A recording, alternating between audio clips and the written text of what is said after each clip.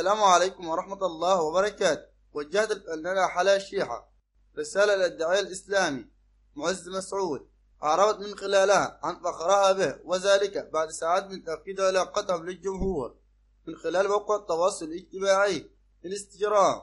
ونشرت حلا الشيحة فيديو لمعز مسعود وعلقت عليه قائلا: لتعرفوا الكلام من القلب، أنا كنت محتاجة أسمعه، وكل الناس محتاجة تسمع الكلام ده، ومحتاجينه دلوقتي لينا وأولادنا وكل المعاني الجميلة في حياتنا اللي بتدينا توازن جميل ومهم. وأضافت قائلا: الفيديو ده مهم وأنت مهم ومؤثر، وأنا عارفة كويس أنت إيه وجواك إيه، وكل الناس اللي بتحبك عارفين، وعندك لسه طريق كبير مستنيك، وأنا كمان فخورة بك وبرحلتك. وأعلنت حلا الشيحة عن ارتباطها بالداعية معز مسعود، وذلك من خلال حسابها الشخصي موقع التواصل الاجتماعي انستجرام، بعد أن هداها لها أغنية بصوته.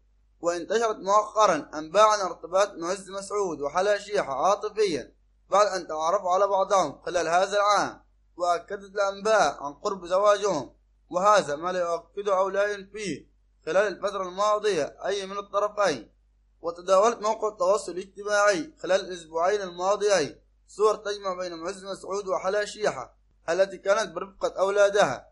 وتساءل كثيرون من رواد موقع التواصل الاجتماعي عن سبب إخفاء الداعية معز مسعود علاقته بالفنانة حلا الشيحة، حيث ظهر مؤخرا مع أولاد حلا الشيحة.